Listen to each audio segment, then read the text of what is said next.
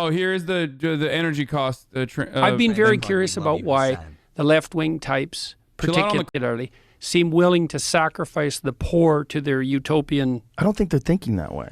I just don't think they played it all out. When push comes to shove, that's what they do.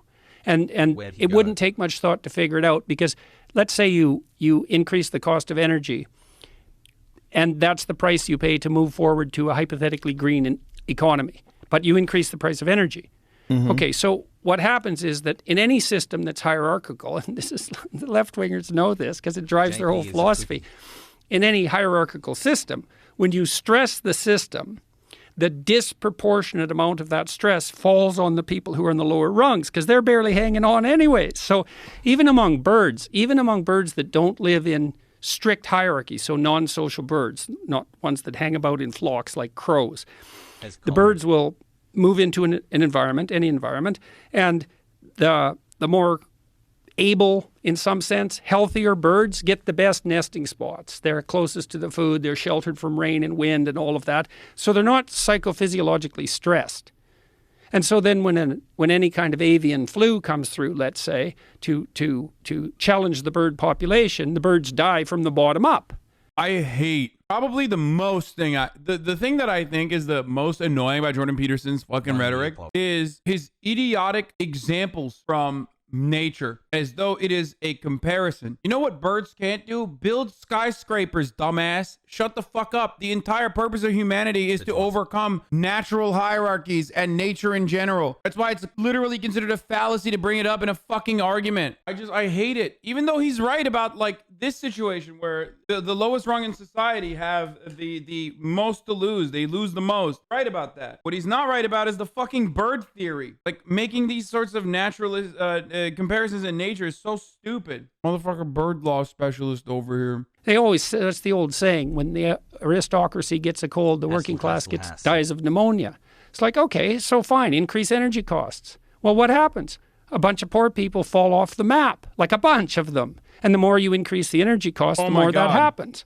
And so if the price... This is quite literally disgusting. Hey, dumbass, you know who actually suffers from climate change more? Poor people. Hey, dumbass, you're saying this because you're getting paid to say this. But by the way, whenever you see anyone who like fancies themselves to be a scientist speak out against climate change, know that their pockets are being lined up. There are millions, hundreds of millions of dollars on the table for anyone and everyone willing to fucking spread mistruths about climate change. What a ridiculous take. Like poor people suffer more because of climate change provisions increasing like the price of energy. What about poor people suffering more as a consequence of climate change, where, you know, their homes are fucked up and the government doesn't help them out? There's a difference between Katrina and Puerto Rico and I don't know, heartland fucking Texas, in the heart of Texas. When climate change impacts those areas, the poor areas get fucked over. The rich areas can survive. That's the real problem about natural disasters. And that's a huge problem when you're trying to model over 100 years, because the errors compound just like interest. And so at some point, it's all error. In fact, it's already the case that even if the climate models are right, the error bars are so wide by 100 years out that we'll never be able to measure the effects of the changes we're making now. We'll never know if the changes we're making, to save the climate actually worked. We can't measure it. The errors are too large 100 years out. What do you mean by... Oh, so fuck it. I don't even think that that's true. But let's say if it was. That's just doomerism, dude. I mean, he's not right. First of all, let me just point something out here. He's not right. And it's wild that he's saying that... He's saying that as someone who's like a tenured professor. Well, not anymore, but not only is he not right, but even if he was wrong, or even if he was right, okay, and the margin of error is too high. What kind of psychotic shit is this? It's just like straight doomerism. It's like, oh, we're gonna die no matter what, so why don't we go out with a party? Like, is that what he's saying? You kind of know that tomorrow is going to be somewhat like today. Okay, but how much is next year's day going to be like today? Well, somewhat, but less certainly, because you might get sick, for example.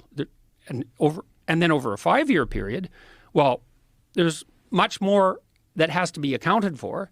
And so holy fuck. Well, guys, I think we need to stop worrying about climate change, because what if a meteor strikes tomorrow? You know what I mean? Humanity could be wiped out way sooner than we actually think. And there's actually errors in the predictive models anyway. I'm going to grossly exaggerate what those errors look like while simultaneously engaging in anti-science rhetoric and trying to make you avoid the fucking reality about what to do. Holy shit, he is such a he's actually a pretty good climate change denial guy, because he's not doing the routine like it's a Chinese conspiracy shit. He's doing something different. He's doing something new and cool and unique. Classic example.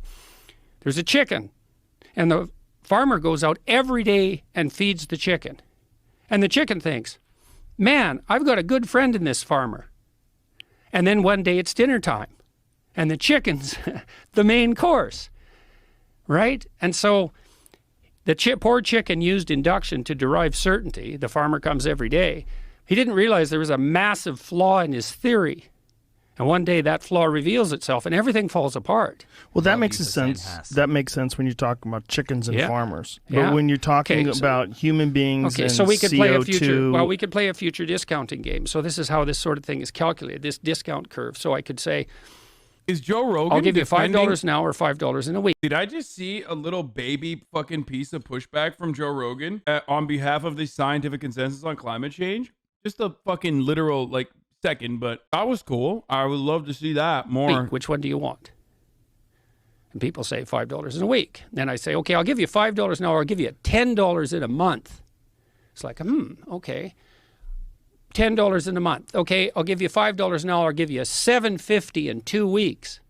Or I'll give you $50 now, or I'll give you $500 in 10 years. And so imagine you do that with all sorts of amounts over all sorts of time frames. Then this has absolutely nothing, Peterson, and I mean nothing to do with climate change. And not only is it so bad, I feel like even his fans are gonna fucking be like, oh, this is stupid. Like, this is actually, I mean, he really fucking went, he really went ape mode here. He's just trying to actively and desperately and deliberately shift the fucking conversation away from the main point, which is the existence of anthropogenic climate change and the actions that humans need to take in order to reverse that. He does not want to talk about that. So he's talking about uncertainty and certainty and different paradigms, when the conversation should be revolving around the science. Maybe the profit incentive that, of course, gets in the way of us listening to the scientific community and what they're saying about avoiding climate change. Literally the weirdest. I don't usually hear this sort of stuff. It's like the ant and the grasshopper. You know, the grasshopper's fiddling all summer, and then he starves to death in the winter, and the good old ant who packed away the supplies he's doing fine in the winter. He sacrificed the present to the future, and isn't that sensible? Yeah, it's sensible. You should save. Except, well, what if it's 1920 in Germany, 1923, let's say, and you're in a period of hyperinflation? It's like grasshopper won because he spent all his money before it became worthless. So should you save or not? The answer is, it depends. And then there's a further answer, which is, it depends on things that you actually can't predict. And so it's actually a computationally impossible problem to figure out how much to discount the future. It's actually impossible, which is why we vary so much in it. Part of that... Stop doing this fucking dance. Just say what you mean. What you mean is you don't care. Just say what you mean, dude. What he means is, we don't know. What if climate change isn't real? What if the scientists got it wrong? And then just live your life. Don't look at what is happening in front of you. Because that's the thing. I don't know what the terminology for this is, but with like flat earthers, you're acting like his argument made any sense. I mean, his argument is not an argument. It's just like him fucking doing La Fontaine tales, as he always does. You know what I mean? He's just like, oh, and then there's a wise man was crossing the road and the chickens came home to roost. And also that's why, $1 today is more than $100 tomorrow. Like, he's trying desperately to like come across as intellectual while making an anti-intellectual argument. Okay. It's going to be quite difficult for him to actually put together a cohesive strategy here. So he's just doing whatever he can. But the problem is, there is no coherent explanation for what he is, what he's trying to say. That does not revolve around just straight up anti-science rhetoric. Okay, just straight up being an anti-science douche nozzle. That's the point.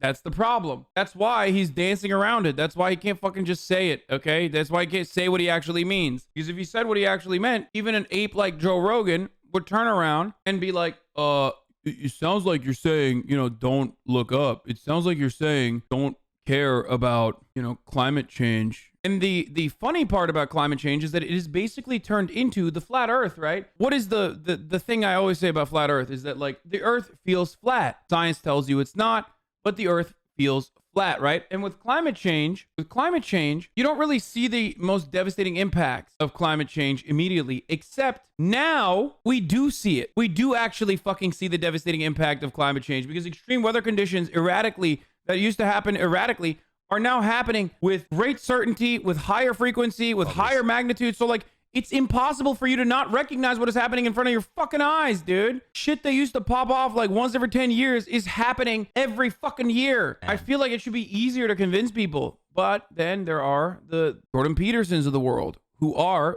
in my opinion, definitely paid by the fucking oil lobby. The oil industry is the fossil fuel industry, and the anti-climate change industry in and of itself is gigantic, very fucking wealthy, have endless amounts of money. They will always be able to fucking do this. They will always be able to fund people. They will always be able to change people's minds, propagandize against them. And I think that's what's going on. They got the boy. But mostly what I learned, and this was really cool, was that this was so cool, and I really believe it's true.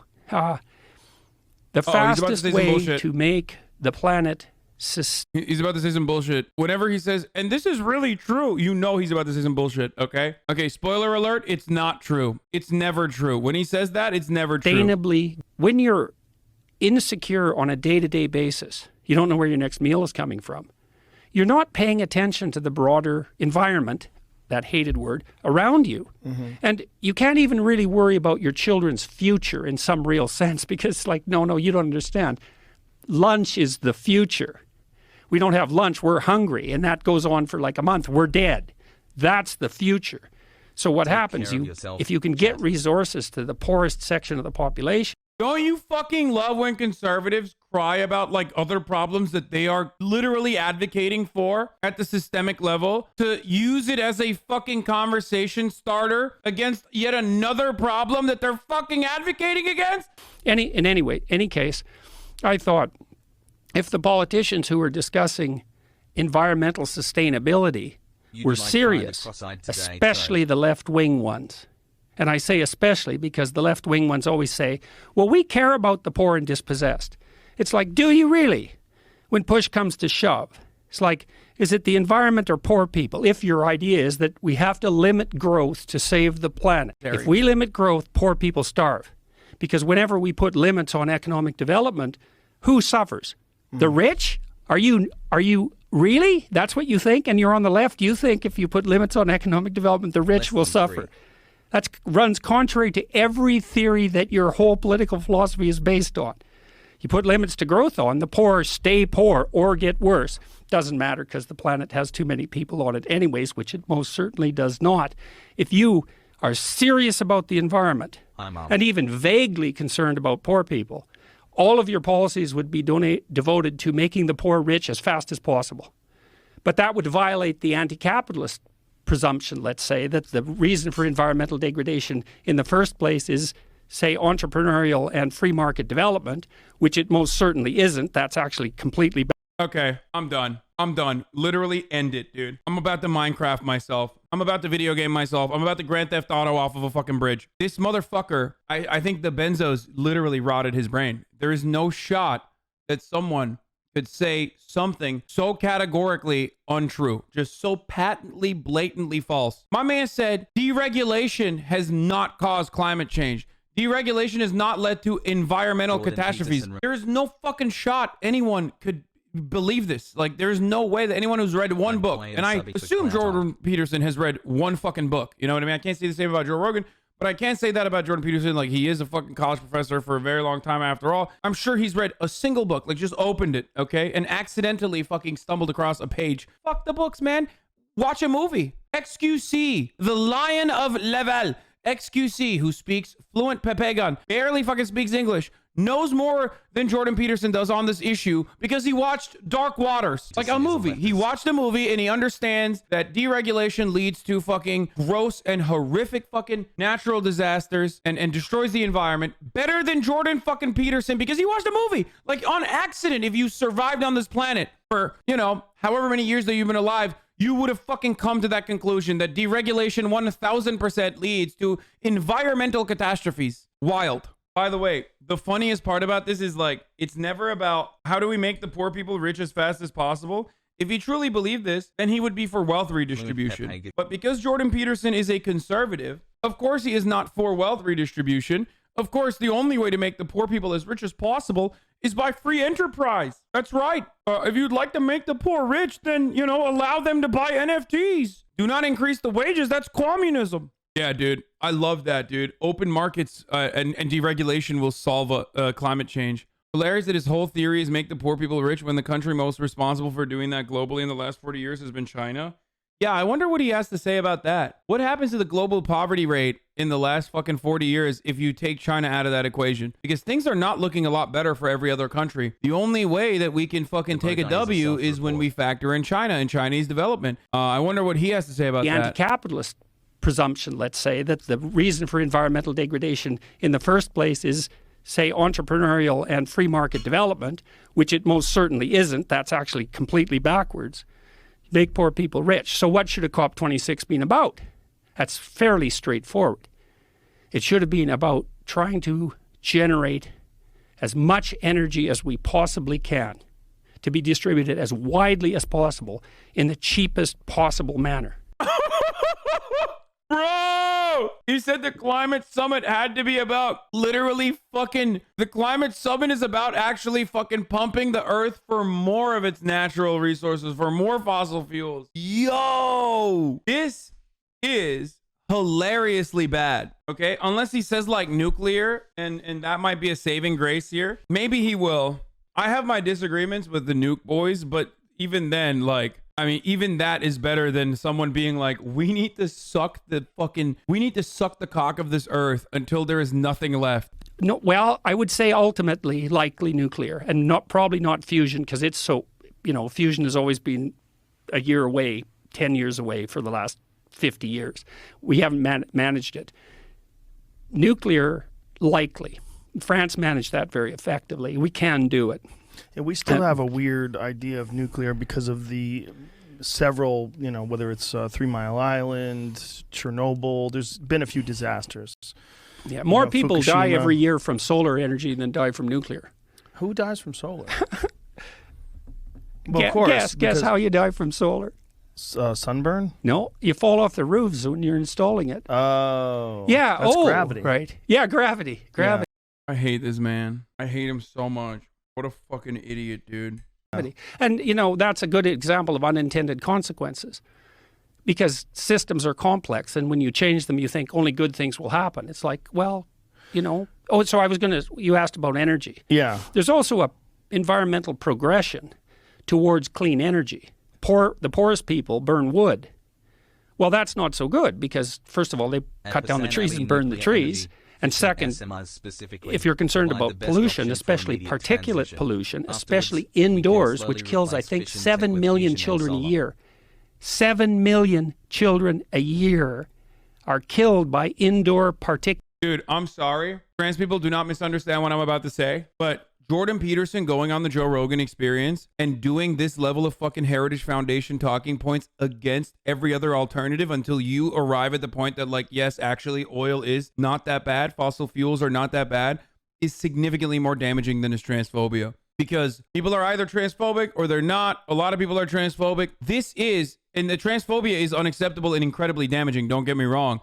But I'm saying this right here is the worst thing I've ever fucking seen him say and do. Like, literally, this is the most damaging, pound for pound, the most damaging thing that Jordan Peterson and Joe Rogan is ever allowed to fucking reach the airwaves. It's incredible. I cannot comprehend how Joe did not push back at all. It is wild that he is doing like 30 uninterrupted minutes of like very carefully chosen climate change denial, where he doesn't openly state like, no, oil is the way to go, but he's saying like, oh, well, you know, poor people use fucking wood and that's bad. And, you know, nuclear in the future is the way to go. But like, we're not there yet. And we need to pump out as much energy as possible and immediately give it to as many people as possible. Like, everything he's saying here leads to, in the most Jordan Petersonian fashion, to arrive at the conclusion that he has. He will never say it probably, because that's Jordan Peterson never actually gives you the conclusion. He just sets faulty premises one after the other, after the other, after the other, until, you know, the conclusion is very obvious, but he won't say it in a Petersonian sense. Exactly. I did the meme. Shut up. You know what I mean. Jordan Peterson is the fucking king of offering non-normative, descriptive sentiments over and over again, totally bastardized premises, never actually giving you a stance. And that's precisely what he's doing right now. He's doing that argument where he's like he's whittling it down to the inevitable conclusion that, you know, you have to fucking you have to do oil. You have to do fossil fuel energy. Pollution. What? Yeah. How is that possible? Well, there's 7 million. Yeah. Indoor particulate pollution, you meaning from starting fires in homes, like to keep warm? without good ventilation systems. Yes, exactly. These people are poor. That's a real number? Can you look that up? Yes, that's a real number. I need to know that that's a real number. That seems that's insane. good. We should double check it. Yeah. 7 million children die every year from indoor particulate pollution. Yeah. And so you want to burn wood. Well, charcoal's better. Coal's better than that in terms of pollution as well. And then fossil fuels are better than coal. And then natural gas is perhaps the cleanest of the fossil fuels. And maybe, I don't know if you know this, but this is so funny too. Is it funny? There it is. You said it. Bro, this is literally oil propaganda. This is like oil man propaganda, dude. Straight up. Like this, you know who says this? What was that fucking lawyer guy that like quite literally works for the oil, like the oil lobbyist guy who like also does videos on this platform? He's like a neoliberal. He looks like he looks like Matt Gaetz. What's his face? Bastiat. Yes. Straight up, bro. This is just straight oil lobbyist propaganda right now. Everything he has said so far. The United States has cut its carbon emissions 15% in the last 20 years. It's gone down, not up, down. Why? Fracking. Yeah, fracking. Really? This thing that environmentalists hate. It's like, don't frack. It's a double-edged sword, right? Because fracking has definitely polluted some water supplies. Not really. No? It hasn't polluted any water supplies? Look. Did you ever see everything pollutes. Oh, I've literally, dude, this is literally oil lobbyist talk. Bro, this is straight up this is actually just what oil lobbyists say. This is actually just what oil lobbyists say. Like, he is just straight up. At first I was saying like, oh, he's coming up with like very interesting and unique takes on climate change. Dude, this is the most conservative I've ever seen him, by the way. Like, this is old school conservatism. You know what I mean? Like, this is not even a fucking wedge issue. Like, this is straight up like conservatives used to be like this. They don't even talk about climate change as much. I don't know why. Or when they do, they just say it's like, you know, it's fake. They'll just be like, it's fake and gay. Okay. China made it up. Climate change, not real. Okay. But this is like old school. This is so old school conservative that like it feels like tort law. You know what I mean? Tort reform. This is as old school as like tort reform, you know? Like, this is not something I usually hear from conservatives anymore. He's straight the fuck up. Like, this is the most. You're an oil baron. Like, you're just saying this because you're in the pocket of big oil. Something. And so the idea that there's any source of energy that we can derive that's not going to produce some pollutant as a consequence, that's the kind of nonsense you hear from people who say things like net zero. We're going to hit net zero by 2050. Oh my God. I don't have COVID. He's saying every source of energy is actually, oh my God. He's saying every source of every energy initiative is pollutant. Like, there's a pollutant there and it has like a negative impact on the environment. So like, we should use the worst ones. Also, renewable energy is not a real thing. Bro, this motherfucker is like straight up, what do you call it? Not No Country for Old Men. What was the fucking movie? There will be blood, okay? That's why he's dressed up like this, bro. He's literally about to go excavating. That's right. I'm here to tell you, Joe, I drink your milkshake. That's how this works. And you know who doesn't drink the milkshake? The poor. I drink the milkshake and then I bird mother it down to the poor. I suck it from the ground and then I spit it into your mouth as a poor. That's how we do it, Joe. Right, like, but no, we're not. fracking does have issues. Okay, more than 90% of the world's children breathe toxic air every day. Yeah, how many of them, Is Joe? this, How many? 93% of the world's children under the age of 15 years, 1.8 billion children.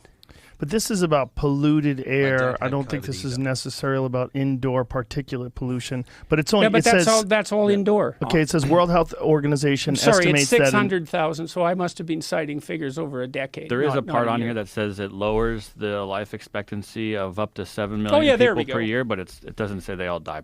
Yeah. per year. Oh, okay, that's what it is. Okay. So, but this Thank is. you for clarifying that. They're talking about what though? They're talking about pollution, Look, right? it says Air there, pollution. together up the second line there. Together, household air pollution from. That's right, Joe. And you know what's polluting it? Not clean coal. You know what's polluting the airwaves? Solar panels, Joe. That's right. They're dying of sunlight. Renewable energy is killing them, Joe. Why do the communists want all the poorest to die from wind turbines polluting the airways? Incredible, dude. Incredible. This is like just straight. Motherfuckers out here looking like an oil baron, doing oil lobbyist propaganda. I respect it. Not even hiding it. Cooking and ambient air pollution causes more than 50%. But that's of both things. Yeah, but So it's that's still outdoor, almost all of outside it inside. air pollution. Yeah, Okay. but the outside air But pollution. let's just is read it so trivial. that people understand what we're Yeah. saying, because we. But Joe, people are spending time indoors. And obviously the outdoor air pollution and indoor is quite different, Joe. Everyone knows the air outside cannot reach inside, Joe. That's why we need to frack more.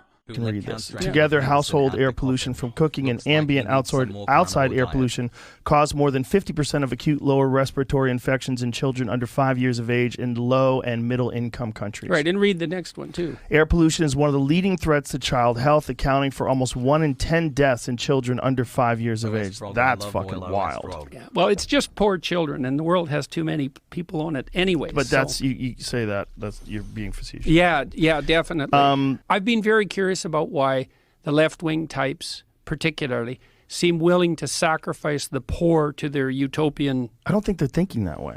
Dude, that's so fucking disgusting, dude. Jordan Peterson, who says, like, poverty is a natural hierarchy. Like, look at the fucking lobsters. Like, you know, they have poor people, too. They got broke boy lobsters.